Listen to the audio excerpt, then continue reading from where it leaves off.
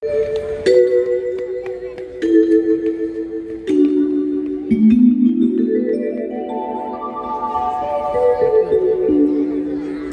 കുന്ത്രാണ്ടതല നമ്പറൊക്കെ എവിടെ കൊണ്ടേ വെച്ചേക്കുവാണോ? സമയത്ത് നോക്കിയ ഒന്നും കിട്ടില്ല. ഓ ആ കിട്ടി. ഹലോ, എടാ രാജുവേ, എടാ നല്ല പോത്തുണ്ടോടാ? അയ്യോ, ആര്? അച്ഛനോ? അയ്യോ സോറി അച്ഛാ, മാറിപ്പോയതാ. ഓ കണ്ണൊന്നും പിടിക്കത്തില്ല അച്ഛോ. ഞാൻ ആ പോത്ത് രാജുവിനെ വിളിച്ചതാ. ക്ഷമിക്കച്ചോ, അറിയാതെ പറ്റിപ്പോയതാ. ഹോ, ഇതെന്നാ കുന്തോ? ഇറച്ചി വെട്ടുകാരെ വിളിച്ച അച്ഛനെ കിട്ടും, അച്ഛനെ വിളിച്ച പോസ്റ്റ്മാനെ കിട്ടും. എന്തൊരു കഷ്ടമാണോ ഇത്. ഒന്നുകൂടെ നോക്കാം. എടാ രാജു ആണോടാ? ആ എടാ നല്ല പോത്തുണ്ടോടാ? എന്നാവിനെയാടാ? ഓ വിശേഷമോ? ആ തോമസ് കുട്ടിയും പിള്ളേരും ഒക്കെ ഇന്ന് എത്തും. 3-4 വർഷം കൂടി വരുന്നതല്ലേ, ഒന്ന് ആഘോഷിച്ചേക്കാന്ന് കരുതിയടാ. എടാ നല്ല പോത്താണോടാ? ആ എന്നാ ഒരു 4 കിലോ കൊടുത്തു വിട്ടാരെ. പൈസ ഞാനൊക്കെ കൊടുത്തു വിട്ടേക്കാം. എന്നാ ശരിടാ.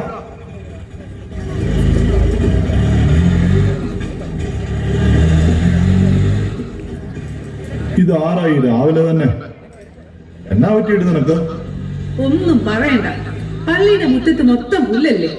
മഴയത്ത് നനഞ്ഞു കിടന്നത് കൊണ്ട് കാലൊന്ന് തെന്നി. എന്നിട്ട് വല്ലതും പറ്റിയോടി? ഭാഗ്യത്തിന് ദൈവം സഹായിച്ച് നടുവിടിച്ചു വീണില്ല. ആ ലക്ഷ്മി വന്നില്ല ഇതുവരെ? ഇല്ല. ആ ചൂട് വല്ലതും പിടിക്കണമെങ്കിൽ ഞാൻ വരാം. വേണ്ട, ഞാൻ കുറച്ച് കുഴമ്പെടുത്ത് തേച്ചോളാം. വലിയ പ്രശ്നമൊന്നും ഇല്ല. ആ തോമസ് കുട്ടി വിളിച്ചായിരുന്നോ? അവൻ എവിടെ എത്തിയോ ആവോ? അവനല്ലോ എന്നെ ഒന്നും വിളിക്കത്തില്ലല്ലോ, നിന്നോടല്ലേ പറഞ്ഞു. എന്തിനാ നിങ്ങൾ എപ്പോഴും അതൊക്കെ പറഞ്ഞ് അവനെ വേദനിപ്പിക്കുന്നത്? അവനൊരു തെറ്റ് സംഭവിച്ചു പോയി, അതിനിങ്ങനെ എപ്പോഴും അവനെ കുറ്റപ്പെടുത്തണം. കുറ്റപ്പെടുത്തിയതല്ലടി, നമുക്ക് അവൻ ഒറ്റ മകനല്ലേ ഉണ്ടായിരുന്നുള്ളൂ. എന്തൊക്കെ സ്വപ്നം കണ്ടതാ അവനെ കുറിച്ച്. എന്നിട്ടിപ്പോ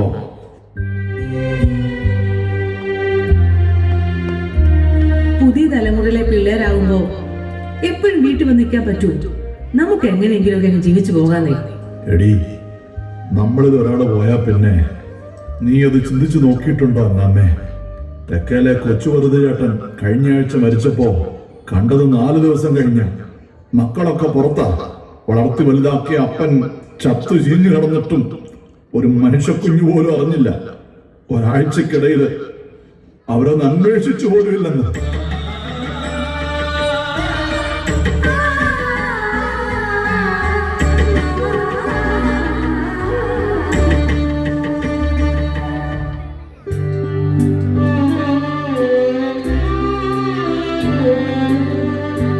ലക്ഷ്മി, എന്താ വരാൻ താമസിച്ചത്?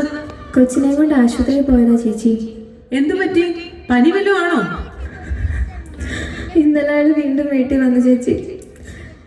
ഇന്ന് അയാളെ തല്ലുന്നത് കണ്ട് കൊച്ചു പോയി അയാളെ പിടിച്ചു. അയാളതിനെ ചവിട്ടി. കൊച്ചു തെറിച്ചു പോയി. എന്റെ കൊച്ചെന്റെ കൈവിരൽ ഒടിഞ്ഞു പോയി ചേച്ചി.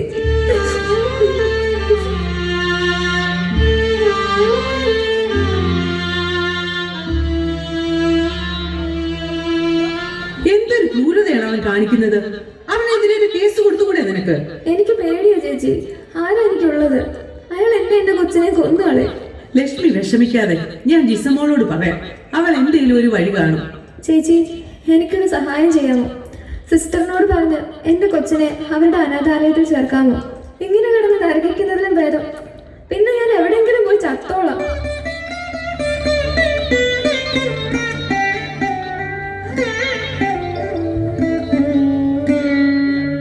ലക്ഷ്മി ചെല്ല്, അത്യാവശ്യം പണിയൊക്കെ തീർത്തിട്ട് നേരത്തെ പൊക്കും. ബാക്കിയൊക്കെ ഞാൻ ചെയ്തോളാം. അവര് വരുന്നോണ്ടാ കേട്ടോ.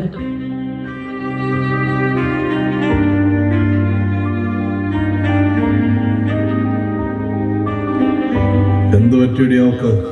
അവൻ വീണ്ടും പ്രശ്നം ഉണ്ടാക്കുവാണോ? പാവം കൊച്ച്, അതിനെ കൊണ്ട് അവൾ ഒറ്റയ്ക്ക് എന്നാ ചെയ്യാനാ? പറയുന്നതൊക്കെ ഞാൻ കേട്ടു. ദാ ഇത് ലക്ഷ്മിക്ക് കൊടുത്തരാ. ആശുപത്രിയിലെ ചെലവനാന്ന് പറഞ്ഞാ മതി. വർക്കിച്ചോട്ടോ, പോത്ത് കൊണ്ടുവന്നിരിക്കുന്നു. നല്ല കിടിലം പോത്താ. വാവച്ചനോ? നീ മീൻ കച്ചവടം നിർത്തി ഇപ്പൊ പോത്ത് കച്ചവടം തുടങ്ങിയോ? ഓ, ഞായറാഴ്ച മാത്രം പോത്ത്, ബാക്കി ദിവസം മീനാന്നേ. പോത്താണെങ്കിൽ പള്ളിപ്പോക്ക് മുടങ്ങത്തില്ല. ആ പിന്നെ തോമസ് കുട്ടി ചേട്ടനൊക്കെ എന്നാ വരുന്നത്? ഇന്ന് ഉച്ചയ്ക്ക് മുമ്പ് വരുമെന്നാ പറഞ്ഞത്. എന്നാലും നിങ്ങൾ ഭാഗ്യമുള്ളവരാ. എന്താ ഒരു കുറവ്? തോമസ് കുട്ടി ചേട്ടന് നല്ല ജോലി, ഒരു മകളാണ് കന്യാസ്ത്രീ. ജീവിതം ആഘോഷിക്കാൻ ഇനി എന്ത് വേണം? ഒരു കണക്കിന് പൈസ ഉണ്ടാകാതിരിക്കുന്നതാണോ നല്ലത്? എന്നൊക്കെ പറഞ്ഞാലും പൈസക്ക് പൈസ തന്നെ വേണം മൽക്കിച്ചേട്ടാ. നാളെ നല്ല മീൻ വല്ലതും ഉണ്ടെങ്കിൽ കൊണ്ടുവന്നേക്കണം. നല്ല ആലപ്പുഴ കരിമീൻ വരുന്നുണ്ട്, കൊണ്ടുവരട്ടെ? താൻ കൊണ്ടുപോടൂ, പിള്ളേരൊക്കെ വരുന്നതല്ലേ, കുറച്ച് നല്ല മീനായിക്കോട്ടെ. എന്നാ പോയിട്ട് വരാം മൽക്കിച്ചേട്ടാ. ഇനി വീട്ടിൽ ചെന്നിട്ട് പിള്ളേർക്ക് കറി വെച്ച് കൊടുക്കണം. എന്റെ ഇറച്ചിക്കറി വീട്ടിൽ ഫേമസാ, പെമ്പർ നൂതിക്ക് വലിയ ഇഷ്ടമാ. എന്നാ ശരി മൽക്കിച്ചേട്ടാ, തോമസ് കുട്ടി ചേട്ടൻ വരുമ്പോ അന്വേഷിച്ചെന്ന് പറയണേ. അന്നമ്മേ, എടിയാ വാക്കത്തേക്ക് എടുത്തേ, ഞാൻ 2 വാഴയില വെട്ടിക്കൊണ്ട് വരട്ടെ. ഉച്ചയ്ക്ക് നമുക്കൊരു സദ്യ കൊടുക്കാം. പിള്ളേർക്കൊക്കെ അതൊരു വലിയ സന്തോഷമായിരിക്കും. അവര് വാഴയിട്ടൊന്നും തിന്നുമെന്ന് എനിക്ക് തോന്നുന്നില്ല. അവിടെ വളർന്ന പിള്ളേരല്ലേ, നിങ്ങൾ വെറുതെ കഷ്ടപ്പെടാനായിട്ട്. എടി, പിള്ളേർക്ക് അത് ഇഷ്ടമില്ലെങ്കിലും അവനത് വലിയ ഇഷ്ടമാണ്. നിനക്കറിയാമല്ലേ, പണ്ട് ഉച്ചയ്ക്ക് സ്കൂളിൽ പോകുമ്പോ പൊതി കെട്ടിക്കൊണ്ടുപോകാൻ അവന് വലിയ സന്തോഷമാണ്. വൈകുന്നേരം തിരിച്ചു വന്ന് നീ പൊതിഞ്ഞു കെട്ടിക്കൊടുത്ത ഇലപ്പൊതിച്ചോറിന്റെ അകത്തെ മുട്ടയുടെ മണത്തെ കുറിച്ചൊക്കെ പറയുന്നത് ഓർമ്മയുണ്ടോടി? എന്നാ നിങ്ങൾ ഇന്ന് വേഗം വെട്ടിക്കൊണ്ട് വാ. ആ പപ്പടം തിരുന്നു കേട്ടോ, അതും കൂടി വാങ്ങിച്ചോണ്ട് വരണേ. ആദ്യം ഞാൻ പോയി ഇല വെട്ടിയിട്ട് വരാം, നീ ചെല്ല്. ആ പിന്നെ ലക്ഷ്മിയെ നേരത്തെ വീട്ടിൽ വിട്ടാരെ, ഞാനിപ്പോ വരാം.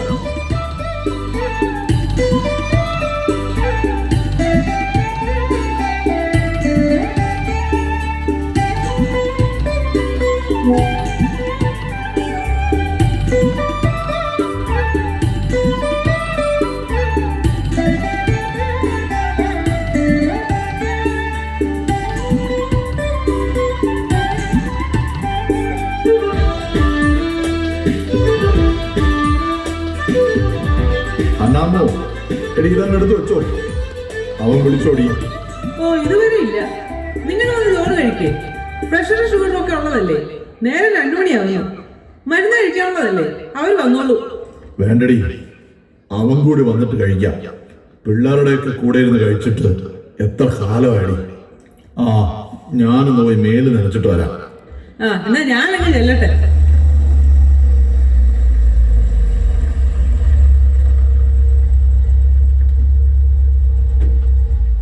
പുറത്താരോ വന്നിട്ടുണ്ടെന്ന് തോന്നുന്നു. അവരാണോ? അവരാണെന്നാ തോന്നുന്നത്. നിങ്ങൾ മുഖം ഏൽപ്പിച്ച് നിൽക്കാതെ അവനോട് അവളോട് മിണ്ടണം കേട്ടോ. പിള്ളേരെ കാണാൻ കൊതിയാവുക. ഞാനേ ലക്ഷ്മിയോട് കുടിക്കാൻ എടുക്കാൻ പറഞ്ഞിട്ട് വരാം.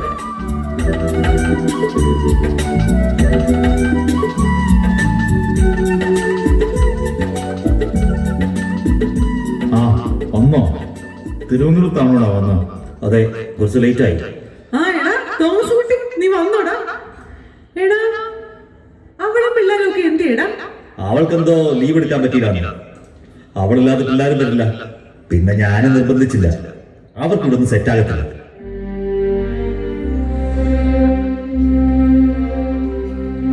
എന്നാലും കഷ്ടമായി പോയി. ആ നീ വാ, വന്ന് ചോറ് കഴിക്കേ. ഞാൻ വന്നപ്പോൾ പുറത്തുനിന്ന് കഴിച്ചു. എനിക്ക് ഭക്ഷണം കൃത്യസമയത്ത് കഴിച്ചില്ലെങ്കിൽ ഉറക്കം ശരിയാവില്ല. ഞാനൊന്ന് കിടക്കട്ടെ.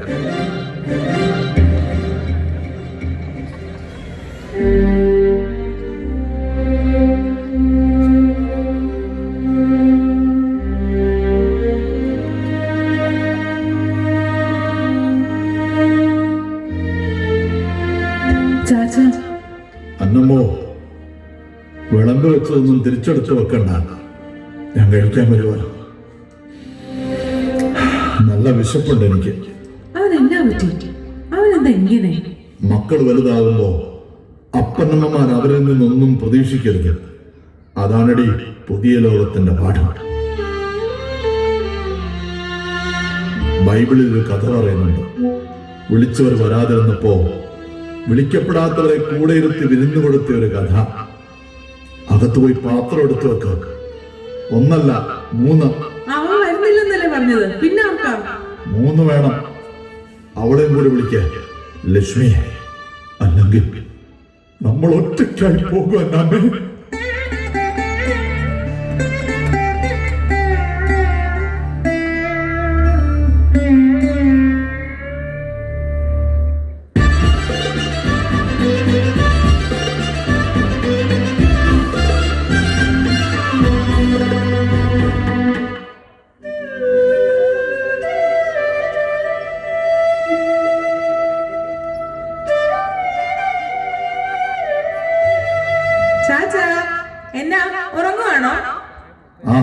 മോളോ?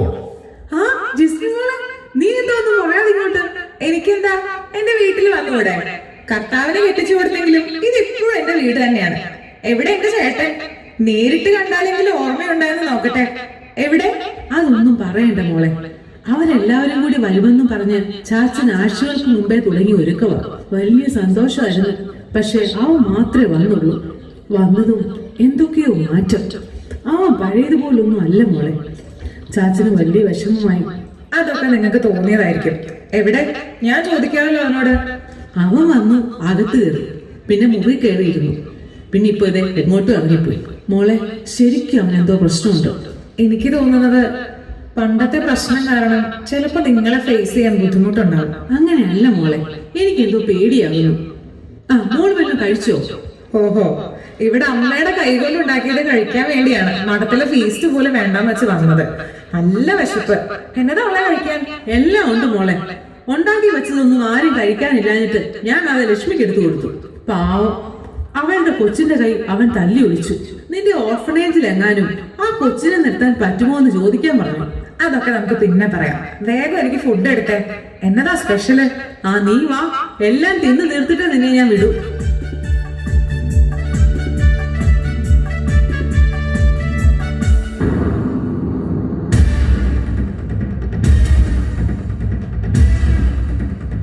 ഹലോ, അതെ അതെ അതെ, ആ ഇടത്തോട്ട് തിരിയുമ്പോ 4ാമത്തെ വീട്. ആ അതെ തന്നെ, ആ നീല പെയിന്റ് അടിച്ച വീട്. അത് തന്നെ, അകത്തേക്ക് പോന്നോളൂ, ഞാനിവിടെ ഉണ്ട്. ആ ചേട്ടായി വന്നോ? ഞാൻ അറിഞ്ഞില്ല, അകത്തായിരുന്നു. നിന്റെ വക്കീൽ പണിയൊക്കെ എങ്ങനെ പോകുന്നു? ഓ, അത് പാസ്സായെന്നല്ലേ ഉള്ളൂ. പിള്ളേരുടെ കൂടെയാണ് എപ്പോഴും. ആ ഓർഫനേജുമായി ബന്ധപ്പെട്ട് കുറെ കേസൊക്കെ ഉണ്ട്. അതാണ് ഇപ്പോഴത്തെ പണി.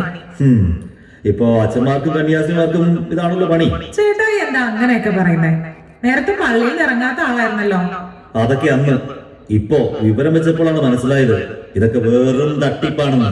അതല്ല ചേട്ടായി അങ്ങനെ പറഞ്ഞത്. പള്ളിയിൽ വെച്ച് കല്യാണം നടത്താൻ എല്ലാരും പറഞ്ഞതല്ലേ? അതങ്ങനെയാ, ഓരോരുത്തർക്കും സ്വന്തം കാര്യം വരുമ്പോഴല്ലേ അറിയൂ. ചേട്ടായി എന്താ ഇപ്പൊ ഇങ്ങനെയൊക്കെ സംസാരിക്കുന്നേ? ഇതുവരെ ഇങ്ങനെയൊന്നും അല്ലല്ലോ. നീ ആദ്യം പോയി ക്രിസ്ത്യാനികളെ നന്നാക്കാൻ നോക്കും, ഇങ്ങോട്ട് വേണ്ട. അതെന്താ? ചേട്ടായി ക്രിസ്ത്യാനിയല്ലേ? ഇപ്പൊ അല്ലെന്നല്ലെങ്കിൽ കൂട്ടിക്കോ. നീ എല്ലായിടത്താനാണ് ഈ പറയുന്നത്? ദേവദോഷം പറയരുത്. വായി തോന്നുന്നതെല്ലാം പറയുക. ഒരു മതം മാത്രമല്ലല്ലോ ഈ ലോകത്തുള്ളത്. ആരാ? ആ രജിസ്റ്റർ ഓഫീസിൽ ഈ സാറ് വന്നിട്ട് വന്നതാ. ഇതെന്താ ചേട്ടായി കാണിക്കുന്നേ? നീ എന്താണ് ഇവിടെ വല്ല കച്ചവടം നടത്തുന്നുണ്ടോ? ചാച്ചൻ അറിയാത്ത എന്ത് കച്ചവടമാണ് ഇവിടെ നടക്കുന്നത്?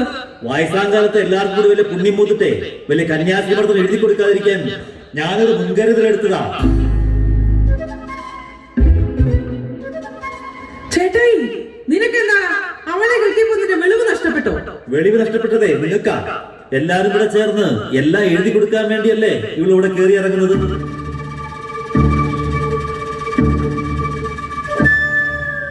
നിർത്തടാ നിന്റെ അഹങ്കാരം. ഇത് അവളുടെ കൂടെ വീടാ. ഇവിടെ അവൾ വരണോ വേണ്ടോ എന്ന് തീരുമാനിക്കുന്നത് നീയല്ല, ഞങ്ങളാ. ഇനി ഞാനിവിടെ വരുന്നതാണ് പ്രശ്നമെങ്കിൽ ഞാൻ പോകുക. ചാച്ചനും അമ്മയ്ക്കും എന്നെ കാണാൻ തോന്നുമ്പോ അങ്ങോട്ട് വന്നാൽ മതി. നീ എവിടെ പോവുക? അവിടെ നിൽക്കുക. എവിടെയോ കണ്ട പെണ്ണിനെയും കൂട്ടിക്കൊണ്ടുവന്ന് വീട്ടിൽ കയറിയപ്പോ ഞങ്ങൾ എതിർത്തു. അതിലെന്നതാണ് ഒരു തെറ്റ്? ഊരും പേരും അറിയാത്ത അവള് നിന്റെ ജീവിതം മുടക്കുമെന്ന് അറിഞ്ഞിട്ട് തന്നെയാണ് അന്ന് ഞങ്ങൾ എതിർത്തത്. എന്നിട്ട് നീ എന്താ ചെയ്തത്? അവളെ തന്നെ രജിസ്റ്റർ മാരിയ ചെയ്ത് അവളുടെ കൂടെ നാട് വിട്ടു. എന്നിട്ടെല്ലാം തീർന്നപ്പോ വന്നേക്കുക അപ്പന്റെ സ്വത്തെഴുതി വാങ്ങിക്കാൻ. ചാച്ച വേണ്ട, നിർത്ത്. ഇല്ല മോളെ, ഇനി ഇത് പറയാൻ എനിക്ക് പറ്റിയെന്ന് വരില്ല. കവലയിൽ ചെന്നപ്പോ എല്ലാം അറിഞ്ഞുകൊണ്ട് തന്നെ ഞാൻ വന്നത്. ഇവന്റെ ജോലിയും പോയി, എല്ലാം പോയി. ഇവനെ ഇട്ട് ചവളും പിള്ളേരും പോയടി. എന്നിട്ട് സ്വത്തെഴുതി വാങ്ങിക്കാൻ വന്നിരിക്കുന്നു. ഞാൻ ഈ കേൾക്കുന്നതൊക്കെ സത്യമാണോ മോനെ? ചേട്ടായി, ഇതെന്താ ഞങ്ങളോട് പറയാതിരുന്നത്? അപ്പോ ഇത്രയും കാലം നീ ഞങ്ങളെ പറഞ്ഞു പറ്റിക്കായിരുന്നല്ലേ?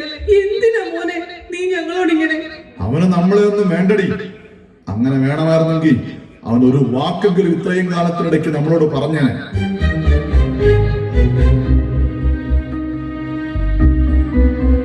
ചാച്ച, നമുക്ക് എങ്ങനെയെങ്കിലും ചേട്ടായി പറഞ്ഞ് മനസ്സിലാക്കണം. എന്തു മനസ്സിലാക്കാൻ? ഓരോ തവണ അവൻ ഫോൺ വിളിക്കുമ്പോഴും ഒരു തവണയെങ്കിലും എന്നെ ഒന്ന് അന്വേഷിക്കുകയെങ്കിലും ചെയ്യുമെന്ന് ഞാൻ കരുതി. പക്ഷെ ഇല്ല, പ്രായമാകുമ്പോ അപ്പനമ്മമാരെ കേൾക്കാൻ കൊതിക്കുന്ന ഏറ്റവും സന്തോഷമുള്ള ശബ്ദം തന്റെ മക്കളുടെ സ്നേഹമുള്ള ഒരു വിളിയാണ്. അതുപോലും അവൻ എനിക്ക് തന്നില്ല മോളെ.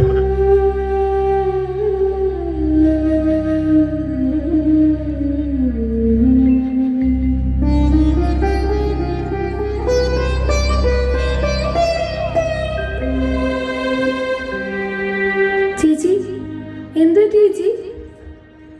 എഴുന്നേൽക്ക് ചേച്ചി. അയ്യോ സിസ്റ്റർ, ചേച്ചി. അമ്മേ, അമ്മേ.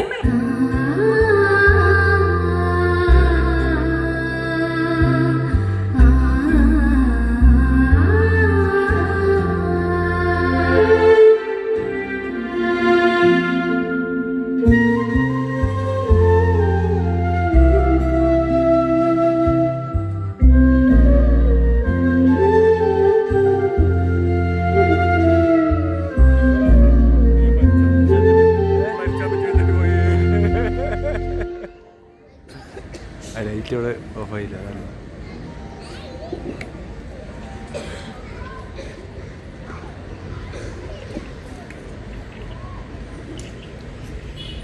ചാച്ച, ഞാൻ നാളെ പോകുക.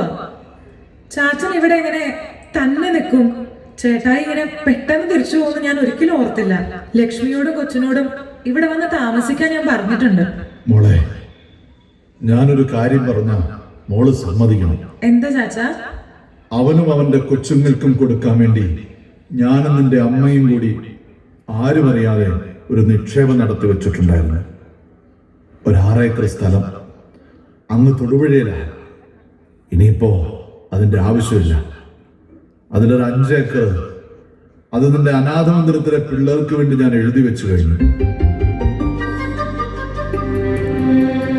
ബാക്കി 1 ഏക്കർ അത് ഇത്രയും നാൾ ഞങ്ങളെ നോക്കിയ ലക്ഷ്മിക്കും അവന്റെ മകനും വേണ്ടി ഞാൻ മാറ്റി വെച്ചേക്കുക. ബാക്കിയൊക്കെ അവനെടുത്തോട്ടെ.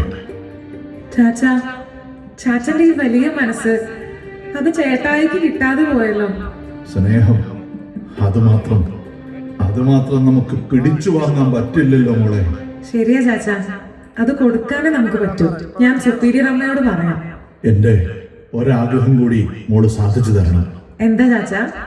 നിങ്ങളുടെ അനാഥ മന്ദിരത്തിൽ എനിക്കും കൂടി ഒരു മുറി തരുമോ മോളെ? അവളില്ലാതെ ഇവിടെ ഞാൻ ഒറ്റയ്ക്കായി പോയതുപോലെ.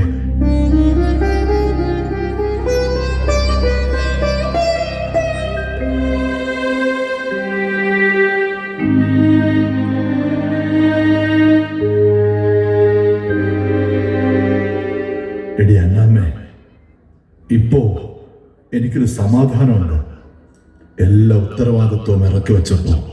ഒരാൾ കാണാൻ വന്നിട്ടുണ്ട് കേട്ടോ.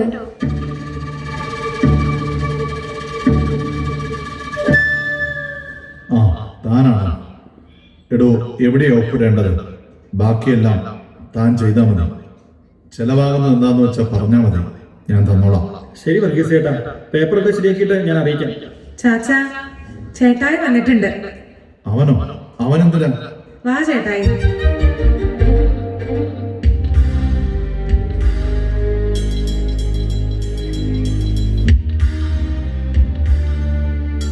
ചാച്ചാ, എന്തിനാടാ വന്നത്?